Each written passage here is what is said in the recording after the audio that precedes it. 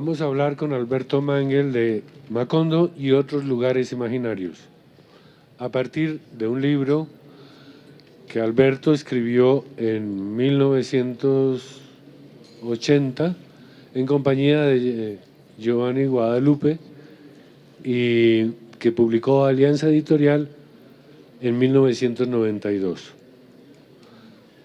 Alberto Mangel es además autor de una hermosísima historia de la lectura, un libro sobre Homero, otro sobre sus momentos que pasó como lector de Borges, una biblioteca de la noche, para cada tiempo hay un libro y otro título que vamos a presentar a continuación que se llama Curiosidad, Historia Natural.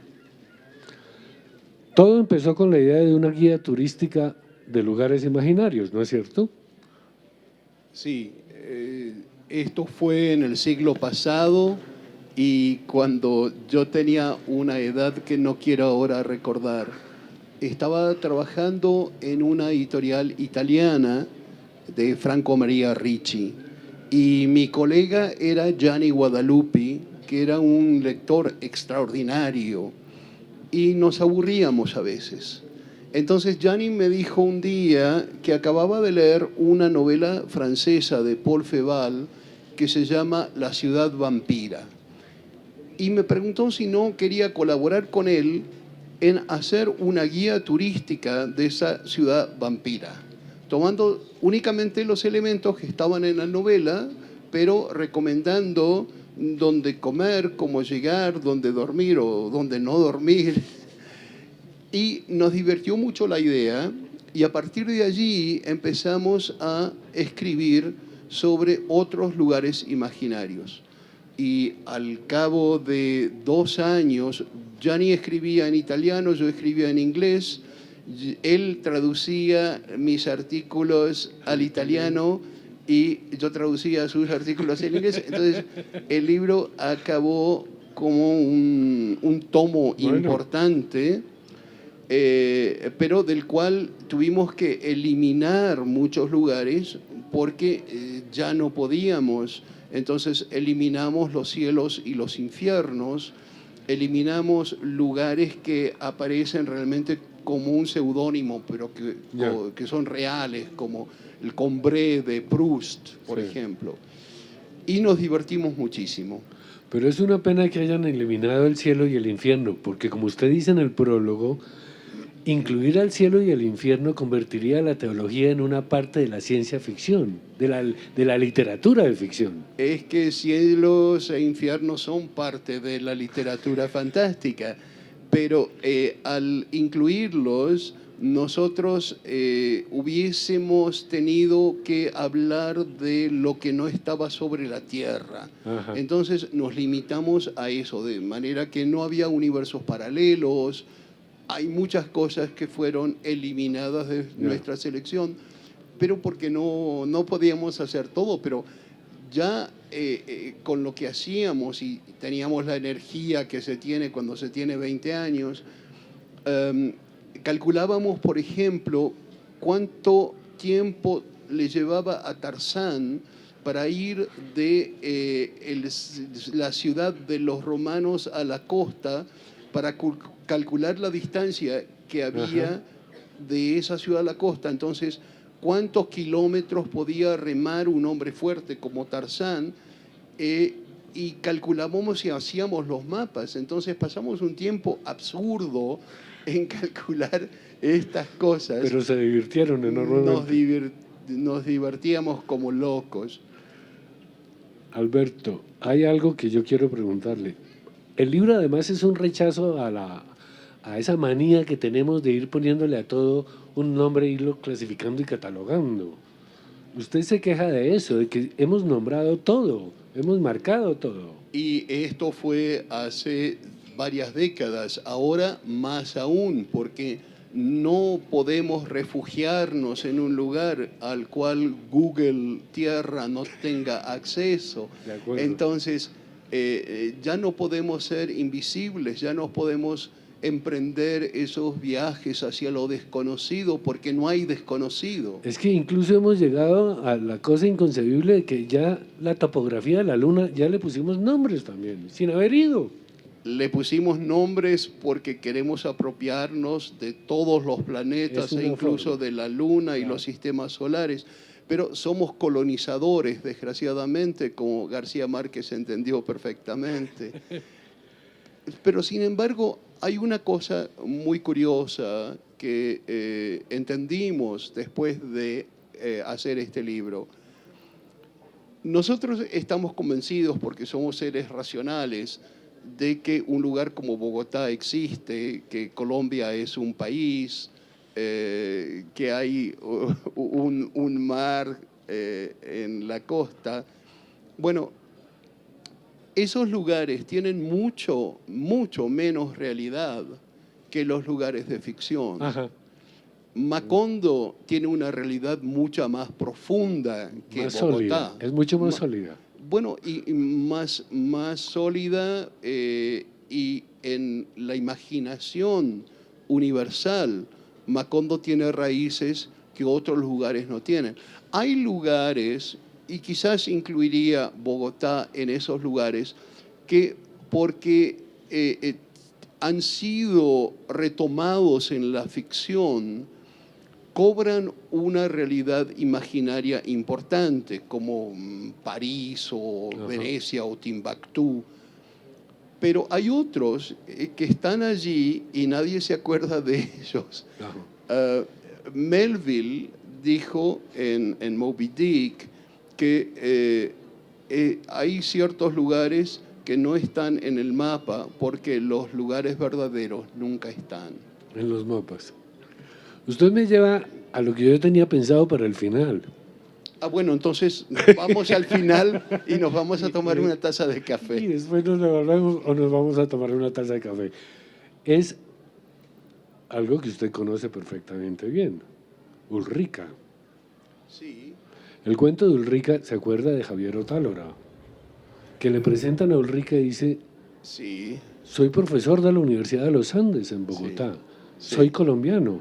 sí. Y Ulrica le pregunta, ¿es colombiano? ¿Qué es ser colombiano? Y él dice, Sí. no sé, un acto de fe. Claro.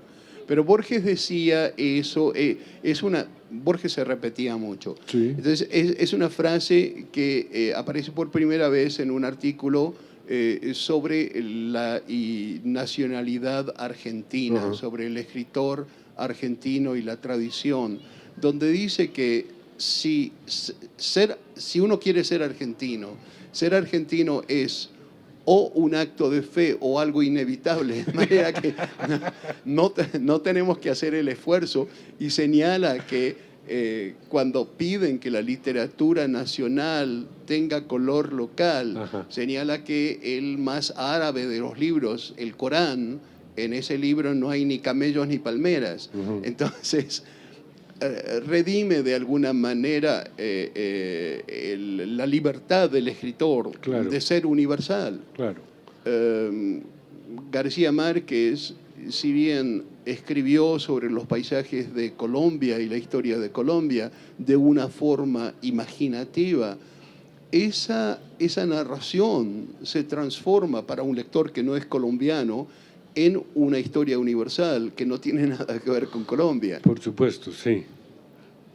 Ahora quiero preguntarle otra cosa. Son muy escasos en la guía de lugares imaginarios los lugares situados en América. Son pocos. Es más una tradición europea. Es más una tradición anglosajona. Ajá.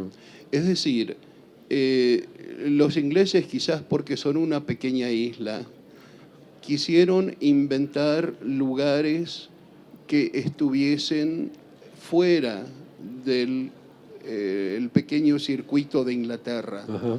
Entonces, los tres modelos fundamentales de los lugares imaginarios fueron inventados por ingleses o británicos, Ujú. porque tenemos que incluir los viajes de Gulliver. Y estos son la isla de Robinson Crusoe, Sí. las islas de Gulliver Ajá. y la utopía de Tomás Moro. Ajá. esos tres son los modelos para toda la literatura de geografía imaginaria que sigue y que aparece en América Latina como en otros países del mundo. Pero esa es la raíz. Bueno, y hay otros que no son propiamente un lugar específico. El libro de Salgari, de 2000 leguas bajo América, con el túnel del Inca, o el túnel del Inca, que es el otro nombre que tiene, es una historia prodigiosa y absolutamente desproporcionada, digámoslo así. Y no es un lugar, es un espacio tremendamente... Es un túnel. Es un túnel. Es un túnel. Nosotros nos dimos ciertas libertades. Es decir, no solo hay países o ciudades o pueblos o islas o continentes incluso, sino también ciertos espacios como un castillo Sí. o un túnel. Sí, sí, un túnel donde hay volcanes y hay barcos y hay casi ciudades, y un túnel que va de Kentucky al lago Titicaca, que eso es una cosa absolutamente descomunal. Y espacios ficticios de los cuales uno a veces no cae en cuenta de su circunstancia, Claro. que ustedes la señalan en el libro. Barataria es una ínsula, pero no tiene agua por ninguna parte, ¿no? Sí, por supuesto, por supuesto. Pero lo que sucede con los lugares imaginarios es que cobran realidad en la mente del lector. Entonces, esa necesidad geográfica que tienen los lugares reales, que tienen que adecuarse a ciertas leyes físicas, no No se cumple. existen, no tienen importancia en la creación literaria. Como la ciudad X, una ciudad donde casi nunca se llega. Claro, la ciudad de X no se llega nunca, es una novela húngara maravillosa, pero hay muchas ciudades a las que no se llega nunca. André Dautel, el novelista francés, escribió una novela que se llama La ciudad a la que no se llega nunca. Son ideas que están tomadas en la literatura muchas veces. Sí. El castillo de Kafka existe, pero no se llega nunca. Sí. Bueno, hablemos de Macondo. Ya tenemos suficiente telón de fondo y podemos hablar de Macondo. Macondo no nace en 100 años de soledad, Macondo nace bastante Claro. más atrás, ¿no? Sí, Hay 7 o 8 menciones de Macondo antes de 100 años de soledad. no las he contado. No, no es necesario que las cuente. Pero es en Macondo donde nos cuentan la historia, perdón, es en 100 años de soledad donde nos cuentan la historia de Macondo, donde empiezan por decirnos además, el mundo era tan reciente que las cosas carecían de nombre y para mencionarlas había que señalarlas con el dedo, Sí. ¿no? Pero ese Macondo se va transformando a lo largo de la novela. Sí. Se va transformando además porque José Arcadio Buendía tiene la idea cuando conoce el hielo de que las paredes van a ser de hielo. Pero Melquiades cuando escribe la novela en sánscrito le dice, no, las paredes son de espejo. ¿Recuerda eso? Sí. Bueno. Y quería que me dijera usted cómo ve usted a Macondo, cómo lo sitúa. Yo descubrí Macondo en mi adolescencia. Mi generación en Argentina descubrió a García Márquez gracias a un editor uruguayo, Ángel Rama, que había publicado Los funerales de Mamá Grande, Sí. y sobre todo, bueno, La hojarasca y demás, pero sobre todo El coronel no tiene quien le escriba, que para mí es la obra maestra. 100 años de soledad es magnífica, pero como obra maestra, como microcosmos universal, esa novela es absolutamente perfecta. Entonces, descubrimos allí no solo una nueva forma de contar, discutíamos de si tenía influencias rusas o si influencias italianas, pero no habíamos leído nunca nada parecido.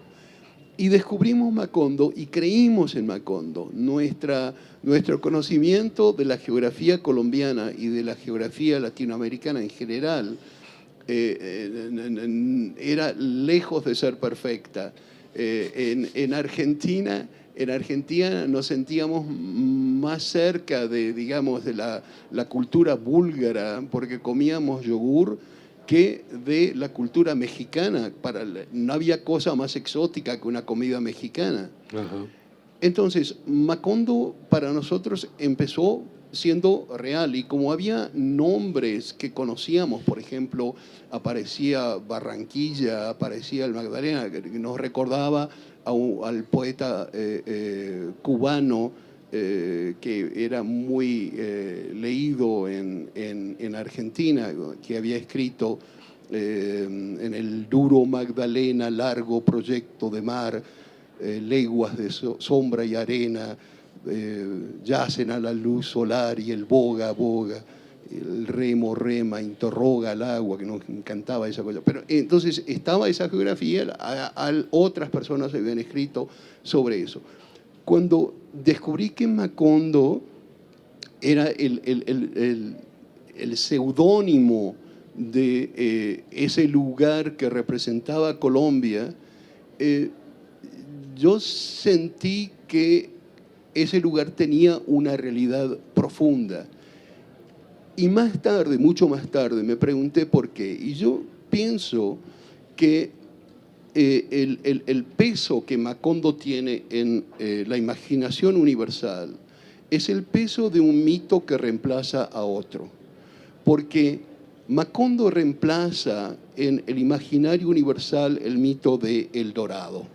Ajá. El Dorado es la ciudad a la cual nunca se llega, que tiene todos los tesoros del mundo, y es un sueño de colonizador. Macondo es un mito contado desde adentro, es esa la diferencia. A mí me divierten mucho las crónicas de la conquista de América, porque se ve tan claramente cómo los españoles llegaron a América sabiendo lo que iban a encontrar, trayendo sus propios vocabularios, de manera que en el tercer viaje de Colón, a mí me encanta esta anécdota, cuenta en su diario que en el tercer viaje, cuando se aproxima a la costa del Orinoco, ve 3 manatíes, pero dice que ve 3 sirenas. Sí. Pero agrega honestamente, no son tan hermosas como dicen que son. Pero el hecho de que Colón ve sirenas, que Pigafetta ve a los gigantes, a los patagones, que se descubren a las amazonas, es un descubrimiento preanunciado. Ellos ya sabían lo que tenía que haber y si no estaba, lo inventaban. Claro, tiene que ser una prolongación de lo que ellos eran. Entonces, el dorado representaba ese oro que ellos comían, como decían los incas. Los blancos comen oro, no entendían por qué lo hacían. Hay esa frase bellísima que está en el Museo de Oro de Bogotá que dice que no entienden por qué toman esos objetos hermosos y los convierten en piedras. Y los convierten en palitos. Sí. Entonces, el dorado subsiste hasta la llegada de Macondo. Y con la llegada de Macondo, nadie puede ver ni a Colombia, pero a toda América Latina de la misma manera. Y yo creo que eso es lo que hace de 100 años de soledad ese bestseller internacional. Pero además, yo creo que sigamos apretando esa tuerca. Sí. Le dije hace un momento la ciudad de los espejos, dice Melquiades cuando está escribiendo la novela en sánscrito. José Arcadio Buendía protesta y le dice, no es cierto, será de hielo y siempre existirá un buen día por los siglos de los siglos. Sí.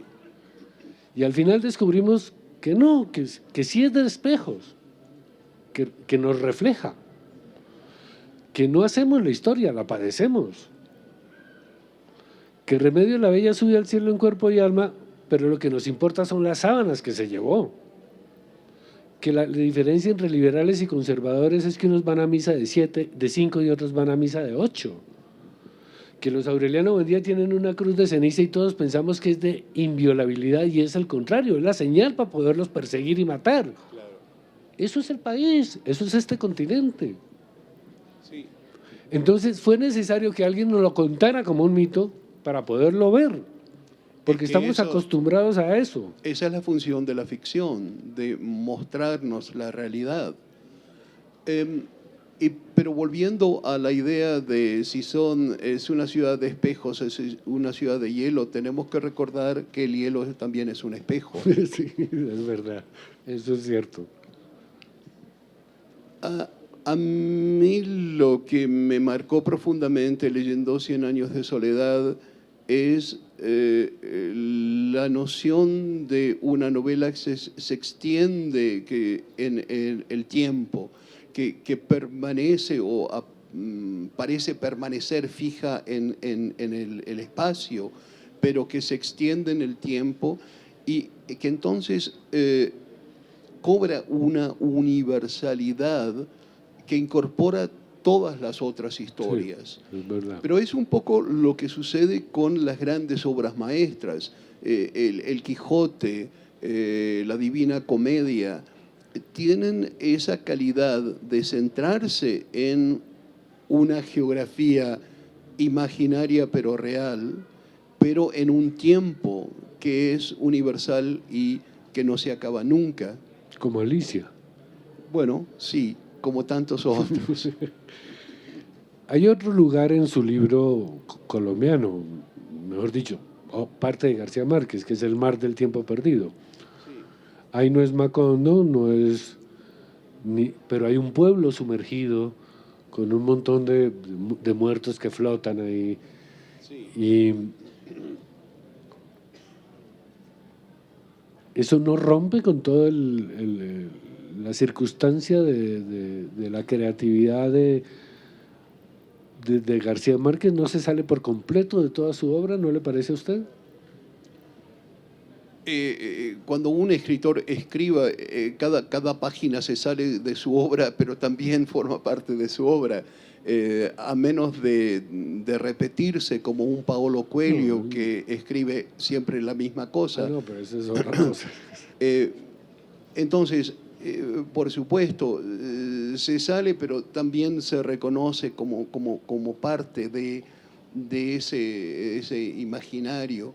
Los franceses tienen una palabra muy útil que se llama imaginaire, que es una suerte de almacén de símbolos, de sueños, de imágenes que constituyen los recursos imaginarios de un individuo o de una sociedad. García Márquez nos ha dado un imaginaire completo, a partir del cual, pero no solo nosotros, sino que lectores que no tienen ninguna relación ni con el idioma castellano, ni con Colombia, ni con América Latina.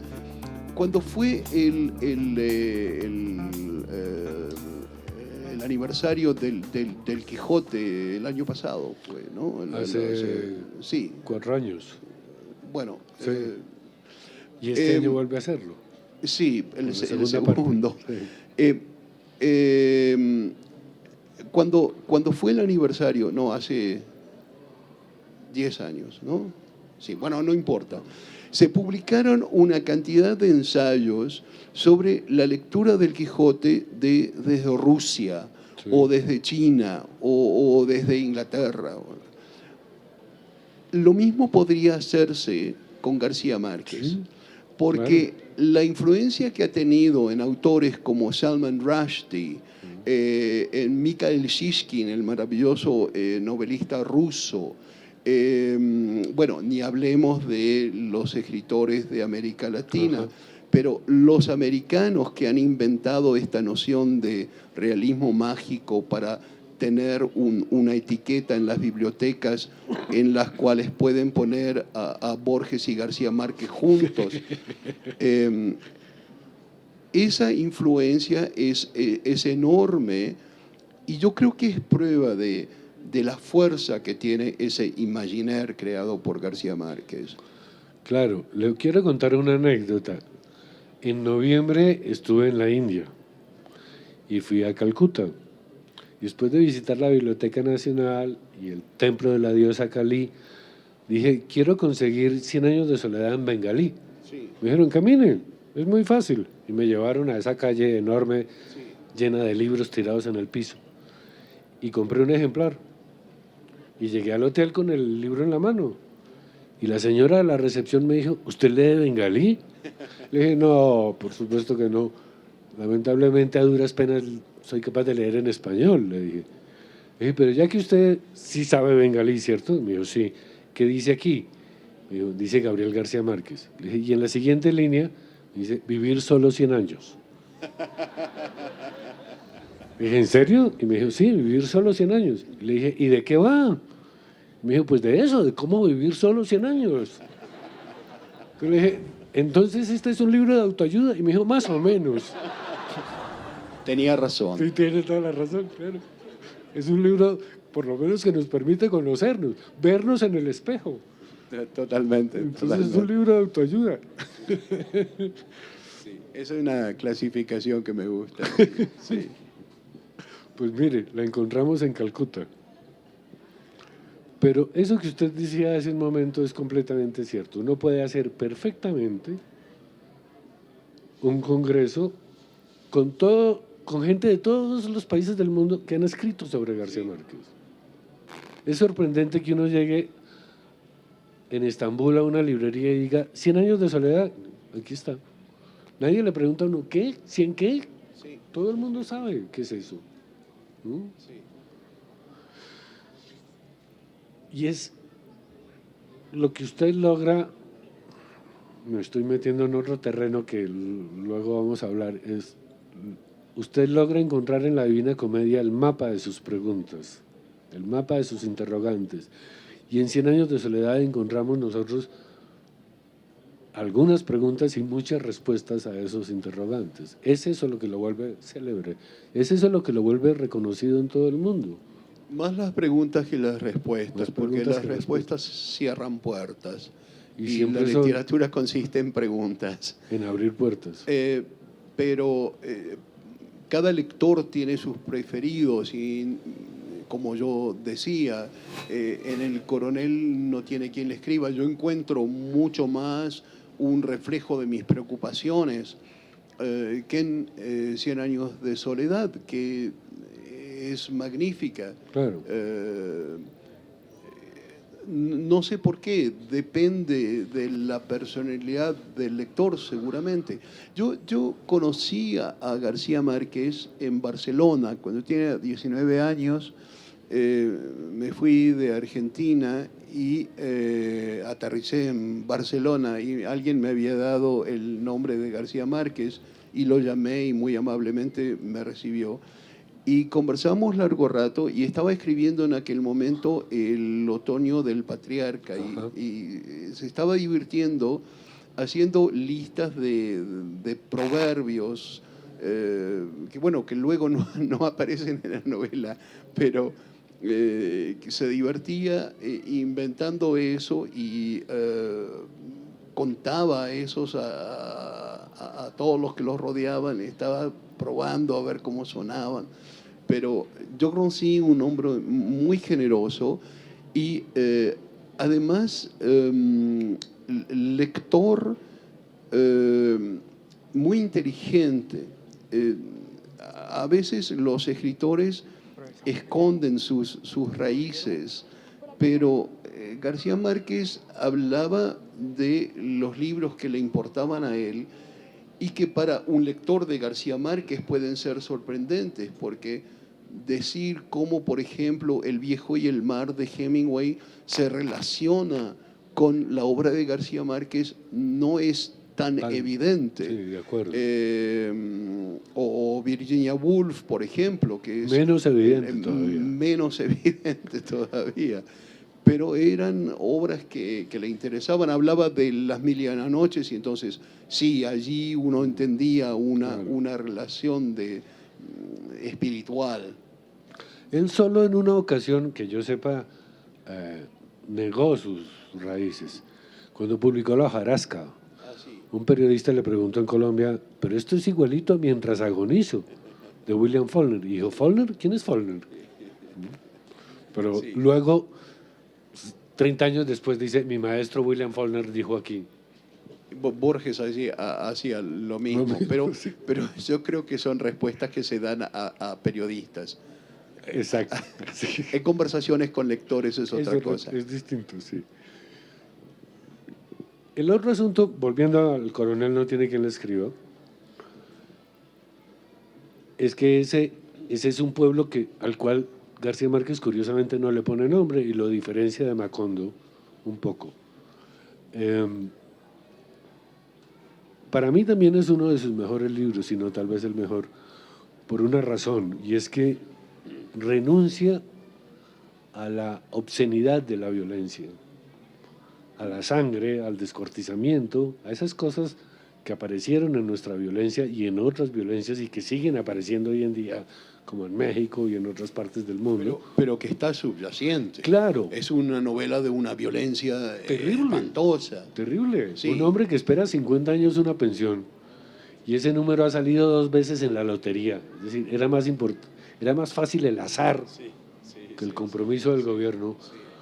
Un pueblo donde no hay cine, donde no hay circo, donde no hay periódicos, donde no hay elecciones, donde hay redadas militares, donde hay un alcalde militar. Es terrible, la violencia es espantosa. Y hay peleas de gallos. Y hay peleas, exacto. Y hay peleas de gallos, que es lo único que está prohibido en Macondo, ¿no? Los gallos de pelea. Esa circunstancia de ser capaz de escribir, de contenerse él como autor, él con ese verbo que tiene y con esa, no digamos facilidad, pero digamos con ese talento para crear cosas exorbitantes y para hacer pirotecnia con el lenguaje, él lo reduce a el coronel destapó el tarro de café y descubrió que no había más que una cucharadita, además un diminutivo puesto en la primera línea del libro, ¿no? Y termina como tiene que terminar ese libro no puede terminar de otra forma. Yo creo que los grandes escritores empiezan probando su imaginación en cosas pequeñas que se hacen perfectas. Y Cervantes, por ejemplo, con las novelas ejemplares, El Quijote iba a ser una novela ejemplar, sí, y luego se le escapa. Yo creo que algo parecido sucede con García Márquez. No podemos saber, por supuesto, qué es lo que imaginó que iba a hacer con Macondo, pero resulta que leyéndolo ahora, leyendo 100 años de soledad ahora, yo encuentro de forma muy conmovedora elementos de la vida de García Márquez y como una suerte de premonición del fin de su vida. El episodio donde los habitantes de Macondo temen el olvido y entonces ponen etiquetas en las distintas cosas por acordarse, es premonitorio de la terrible enfermedad que acabó con él. Esto, claro, es una construcción, lectura que el lector inventa luego y que coloca sobre la obra, pero pienso que es válida, como es válida también la lectura que hace un Salman Rushdie o que puede hacer un Pynchon de la obra cuando no conocen ni la geografía ni la historia que dio origen a esa imaginación. Pero hay más premoniciones de ese tipo, lo cual le pone a uno un poco la piel de gallina en ciertos momentos. Al final de 100 años de soledad, cuando el sabio catalán les dice que lo que tiene que hacer es irse de Macondo, dice, el primero que atendió el consejo fue Álvaro. Lo vendió todo hasta el tigre cautivo y se montó en un tren que nunca acababa de viajar. Y empieza a describir paisajes de los Estados Unidos. Que está tomado de un pasaje de Lolita. Está tomado de un pasaje de Lolita y además está tomado de una columna de él 30 años atrás. Bueno. Pero los malos escritores copian y los buenos escritores roban. recrean y roban. Y pasa otra cosa. Entonces describe un paisaje norteamericano, ¿no? Y dice, y compré un pasaje en un tren que nunca acababa de viajar. La novela se publica en el 67 y en el 72 Álvaro se muere en los Estados Unidos. Entonces uno se queda pensando, ¿qué es esto? ¿Qué es lo que pasa con estos libros? ¿Por qué, no digo que son profetas ni nada de esas cosas, pero por qué logran anticiparse algunas cosas? Yo creo que porque el gran escritor intuye esos puntos que se conectan y que nosotros no vemos. Vemos los puntos, pero no vemos cómo se conectan y qué constelaciones arman. Y el escritor intuye, y quizás como persona no lo sepa, que está construyendo ese mapa del tiempo y del espacio, del pasado y del futuro para nosotros, para que sepamos qué experiencias tenemos y qué experiencias vamos a tener. O sea, es como si miráramos al cielo y no vemos las constelaciones, vemos las estrellas sueltas. Bueno, cuando nos saludamos ahora, usted le pregunté, ¿cómo está? Y me dijo, creo que bien. Y yo, Oscar Wilde dijo que siempre había que ser un poco dubitativo. pero aquí hay que ser más dubitativo, aquí en Colombia. Porque lo de ser colombiano es un acto de fe, sigue siendo válido y cierto. Entonces usted se tiene que preguntar, ¿estuve en Bogotá? ¿Estoy en Bogotá? ¿O ese también es un acto de fe? Toda nacionalidad es un mito, por supuesto. Es un acto de fe, pero es un mito que está construido por ciertos elementos que si los pusiésemos en una novela parecerían una caricatura. Sé que estuve en Bogotá porque mi pasaporte tiene un sello, pero bueno, quiero creer que estuve en Bogotá y que volveré a Bogotá y que he estado en Bogotá porque la ciudad me gusta mucho y los colombianos tienen una cortesía que es rara en este mundo. Esperamos que siga teniendo esos actos de fe. Muchas gracias. A ti.